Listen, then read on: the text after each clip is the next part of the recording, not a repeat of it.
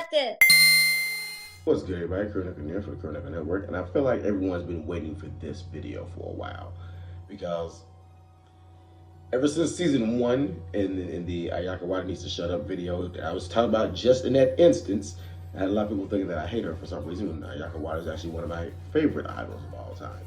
So with no mention of her whatsoever in season 2, I know people were eventually expecting another Ayaka Wada video. Well, it's this one in season 3. So let's hop right into it because she kind of recently had an interview with Billboard, and there's quite a few interesting things she said that I'd like to touch on, and I'll even drop a link to the whole interview down below for those who want to read it for themselves and see what she had to say.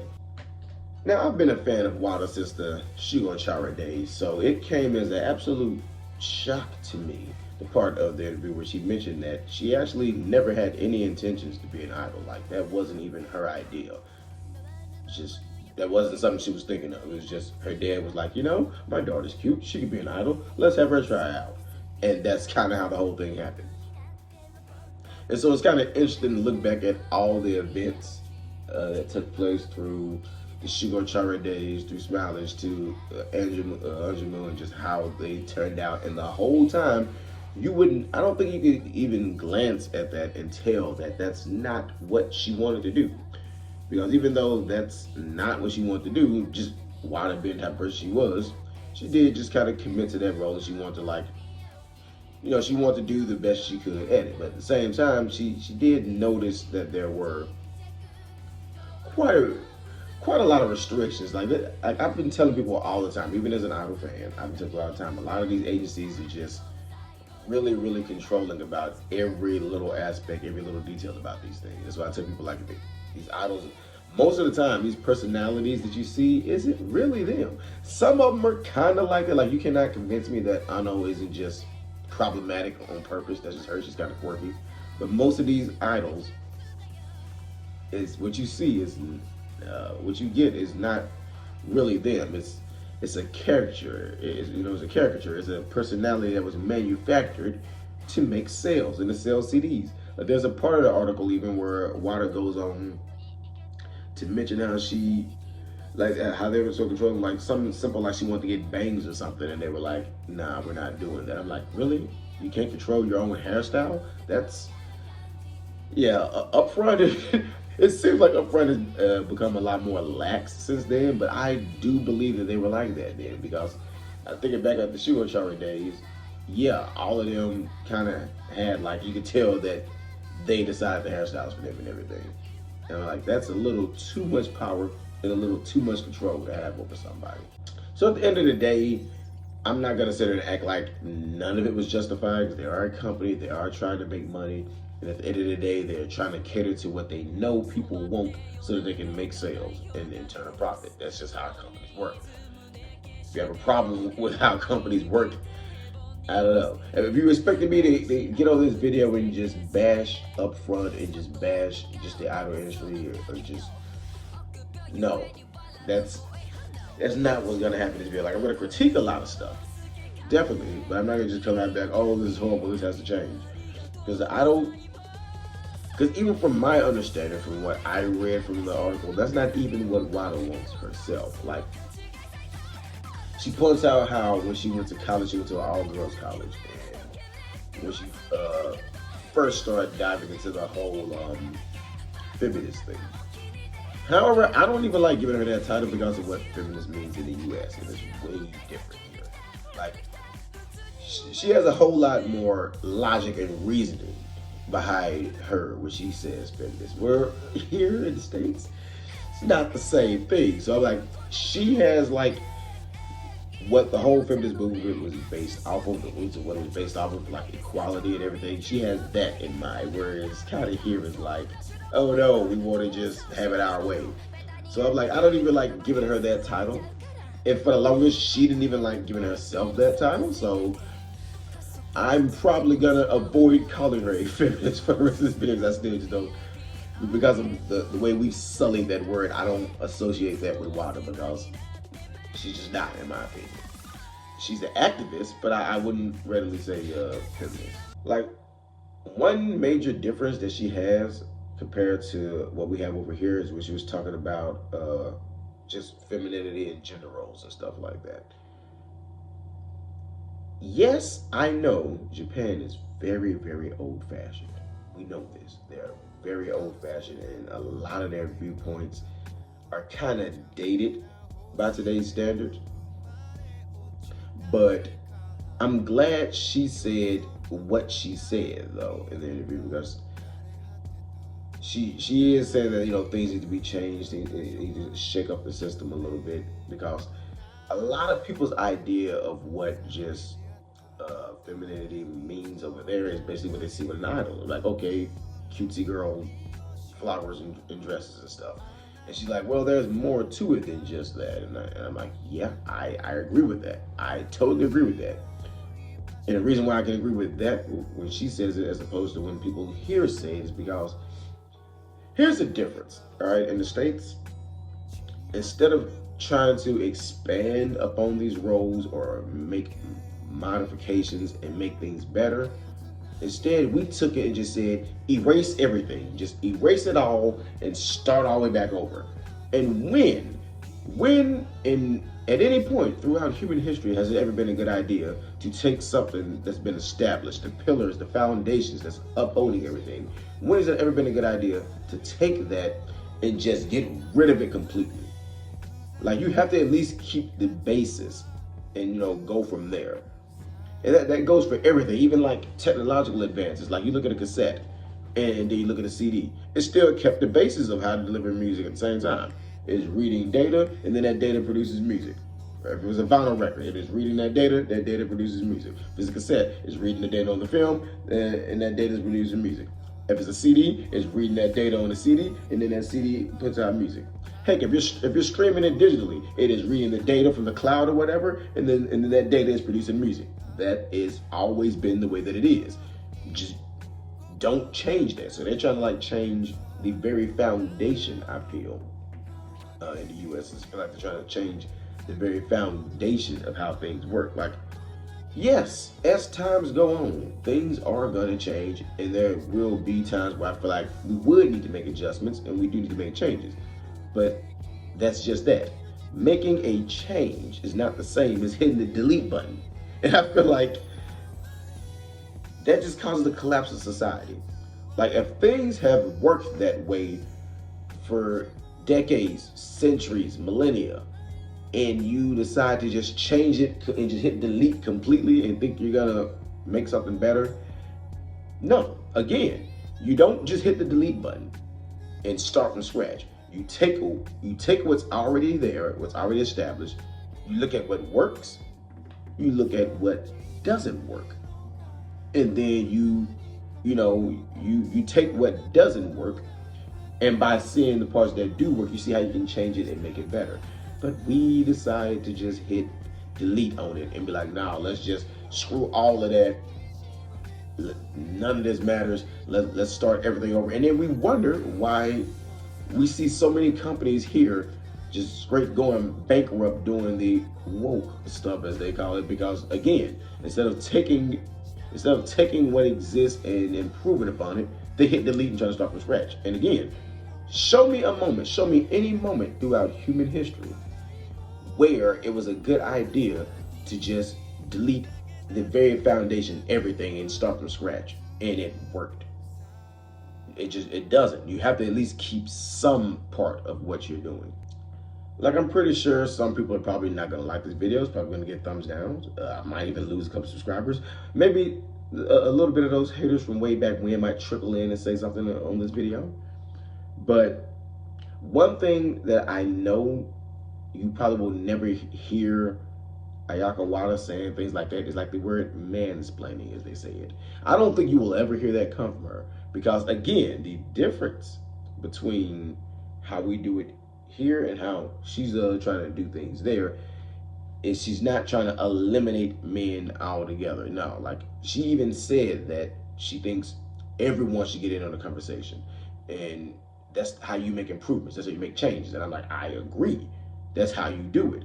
I mean, just especially in Japan, the way things are set up now, you're going to need some men in high places, or some men in power, some men that people are listening to kind of help make those changes. If you just try to say, oh, screw them and ignore them completely, you're probably not going to make any changes. And I get it. There is a lot of problems there that as far as like the way they view women and just how they view femininity and gender roles. There's quite a few problems. Like, I didn't want to get into it, so I'm going to just glaze over it a little bit. We know about Japan's historically just low crime rate, but there's like a little thin veiled sheet over that. The thing with this whole low crime rate is because a lot of the crimes against like women, like sexual assault and things like that, they kind of go swept under the rug just because of how their society is, where like a lot of them just, they won't speak up. They won't say anything when stuff happens. Like we all know the little memes and the jokes about what happens on the buses and the subways and all that. And yes, that very well does still happen. There are still people out there just groping people and doing all kind of weird junk, and that just gets swept under the rug. I'm pretty sure if all those people stepped up and said something, and they actually counted those in the crimes, that number would go up. I'm not saying it'll hop up to like U.S. numbers, but I'm pretty sure that number would go up a little bit higher than that 2% that it has. So yeah, there's definitely a different view of how they view women over there. So I'm glad that there are people like Wada stepping up and saying stuff, and that's part of why I even wanted to make this video, because I'm like, if she's gonna say something and I feel like more people should hear it, I'm gonna do my part to try to get her message out there. Like, look, again, the link is in the bottom. You can read what she had to say for yourself. But they definitely, like, I remember there was a senator or somebody in power, and it was, I want to say it was the Olympics. There was something going on, and they didn't want to let one of the women talk. And this was like one of the officials, like one of the big wigs. They didn't want to let him talk, and he just said on TV, and it was quoted, and there was articles about it and everything. And he didn't want to let her talk because his reason for not wanting to let her say anything was, he said women talk too much and don't know when to end. I'm like, wow, it's kind of misogynistic as heck, guy. You gonna say that and just get away with it? So the fact that stuff like that happens from their big wigs and officials, yeah, the system does need to be shaken up a little bit. I feel like Wada's a necessary evil. They kind of need people like her to step up and make changes. And I'm glad that she realizes that it is a group effort. It is a collaborative thing. You can't, like, I don't get why someone who just went to a college for a couple of years, studied this up for like what, 3 or 4 years, gets it and understands it better than the people that's over here that's been doing it forever. Like, basically, you can say over the course of like 1 or 2 years, Wada got the concept of what the whole feminist movement thing was and did it the right way. Like that video that I did where I said Ayaka Wada does feminism right. She's doing it the right way. She's looked at it for like 2 years or whatever, and she gets it, how you're supposed to do this. Where you're going to need people on both sides if you want to make a change. As opposed to over here, where our idea of how to do this is just eliminate femininity altogether, and just, you know, like, they're very masculine with it over here, and I'm like, that's not what that's supposed to be. I mean, let's be honest. All right, let's be honest here. The vast majority of people, whether you like it or not, the vast majority of people love a masculine man and a feminine woman. That's just the way it is. That's just the way it's always going to be. I don't think there will ever be a time where the vast majority hates the idea of a masculine man and the vast majority hates the idea of a feminine woman. It won't happen. That's just how it is. That's just the natural order of things. Like, it's like one of those conversations that I was having with one of my friends recently.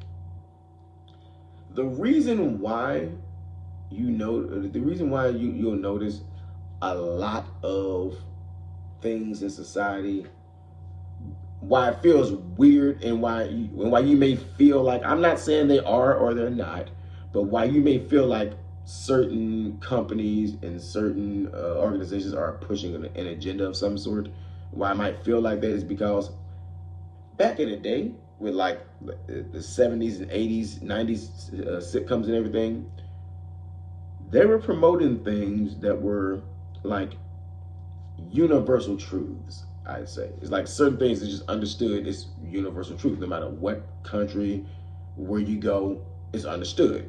Fighting bad, bullying bad, drugs bad. You know, it's just universally understood. You don't do those things. That's what they were pushing back then.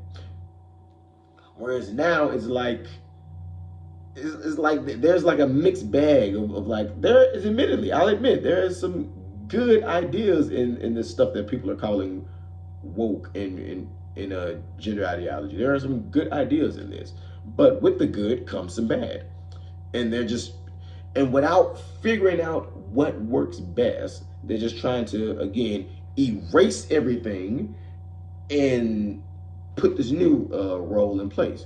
Whereas again, from what I've been saying and from what even WOTA has been saying in the article there, clearly that's not how you want to do it.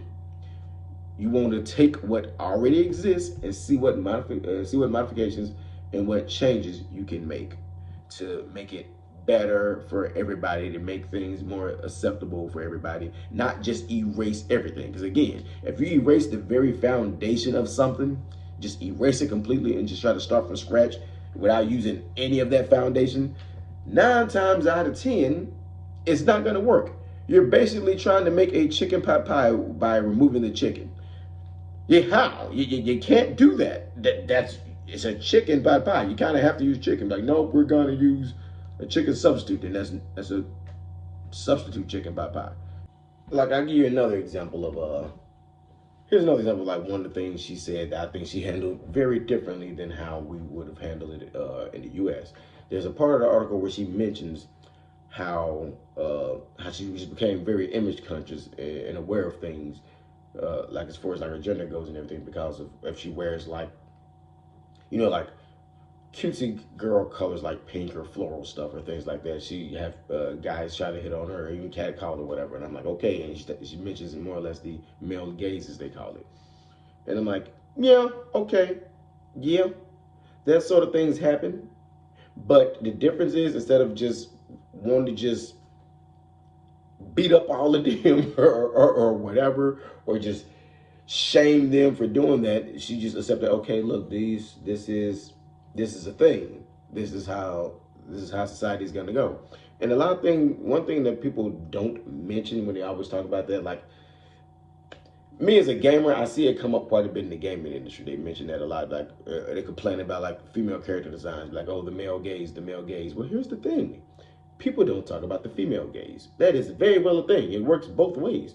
Just like there's certain things that that women become super conscious of because of like guys. There's things that guys become super conscious of because of women. There's a lot of things. As a guy, I can tell you myself, there's a lot of things that dudes only do because they think of how a woman would react to that, or how a woman, what that would make a woman think of them. There are lots of things that dudes do that are like that. So that argument works on both ends. It's not just a one-way thing, and neither one of those should be shamed or demonized. Like, I don't think you should shame or demonize the male gaze, as they call it, and I don't think they should shame or demonize the female gaze, even though that's not a word they say, but I think they should. If they're gonna say that, they should mention that too.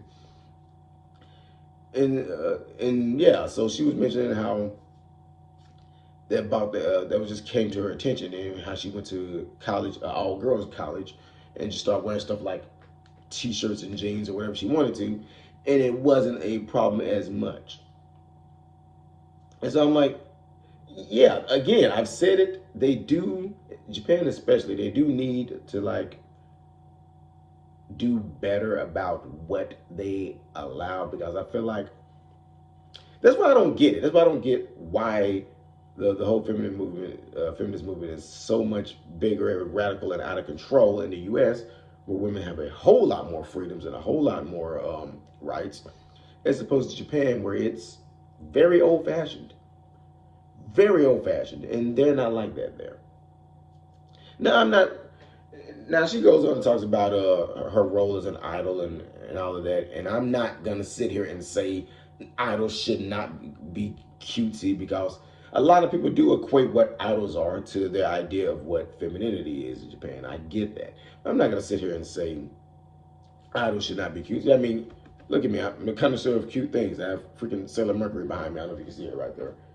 And I'm not going to sit here and say they should not be. And I don't think that's what she's saying either. But there has to be a distinction between idols, which again is just, for the most part, fairy tale. This is not really how things are like if you're expecting every woman to behave like idols, yeah, that's just silly. That's not how they are. Yeah, idols are, again, these purposeful made caricatures, and they're just cutesy for the sake of making money. If you expect the normal people to be that way, no. Again, I always go back to Ano with that one, because in Japan she's seen, a lot of people kind of see her as like kind of unruly and vulgar. As for me, I just see her as she's normal. She's just kind of quirky. That's it. I don't see what she's doing as some kind of way not feminine. Like, she's still girly as heck and very feminine. She's just kind of quirky with it. Like, she says some kind of off the wall stuff. But yeah, I see it as normal. They don't. So yeah, they have very, very strict gender roles there. I get it. Like, you'll even see things like that in like games and anime. Like, one of my favorite games was like Persona 4. There was I believe the character's name was Now, the girl that everyone thought was a boy at first, the detective girl, because she felt like she wasn't feminine enough. She's just like, okay, well, I'm gonna just be a boy. And yeah, they have, because they have very strict, rigid expectations. Like, you have even in the new Paper Mario that came out, they have the whole thing with the shadow sirens. I forget the character's name. And because of the way the character is, a lot of people make the argument that the character was trans. I wouldn't even say the character was trans. I would just say the character was very, very confused about what to be, because again, her sisters and everything wanted her to be one way, but she was not. And again, it's kind of how Japan society is. It's like they have very, very rigid roles. And if you deviate from it a little bit, it's like, well, you're not a man, you're not a woman. And that's kind of how it is over there. And I get it. Over here, it's a little bit more lax, and there's a lot more fluidity as far as the whole gender thing goes. So they're trying to equate how things are here to how things are in Japan when that Paper Mario game was made. So while I can see and understand why someone would see that and call a character like that trans, I also would say you got to look at it through the lens of Japan, and it's not the same thing, because again, they're a lot more rigid on those roles. So I think what I gather from it, again, you can read the article yourself. What I gather from it, WOTA is basically just trying to expand on that, very limited viewpoint that they have on things like femininity and gender roles. She's trying to expand on that, because right now it's very, very rigid. Now, do I agree with her? Yes and no. Yes and no. Yes, I agree that things need to be expanded upon, and they need to like modernize and get with the times on certain things. However, like I said at the beginning of the video, society has worked so well the way that it is for a reason. So by no means do I think they should just come in and hit delete and erase everything and start over. Like, I don't think they should go off the deep end to the point where Japan just becomes another America. And again, the likelihood of that happening is slim to none, because Japan gonna Japan. Japan be Japan, and they're gonna do what they do. But I agree with her that change, but I disagree if what she is trying to say is to go way on the other end of the spectrum and become how it is in the U.S. And I don't think that's what she's trying to say anyway. Again, because in the U.S., they don't want the men to be any part of the conversation. she specifically at the end of the article says that she realizes that you need people on both ends, men and women, to speak up and say something and make a change. So I'm like, yeah, Wada ain't gonna go that route. Again, she got her head on right. She understands this whole thing. But yeah, that's my $5.50 on that. Let me know what you think in the comment section. Do you agree with my take on things? Do you disagree with my take on things? Do you think Wada is 100% right, everything she said without question? Do you think she's dead wrong and they should just leave it alone and leave well enough alone and leave things how they are, even if some of their ways are archaic and outdated? Let me know in the comment section below. Until next time, this has been Curl Nickel Near for the Curl Nickel Network, saying be you, be true, be human. And while you're waiting, if you want something a little bit more lighthearted, I got that video you guys waiting for right there.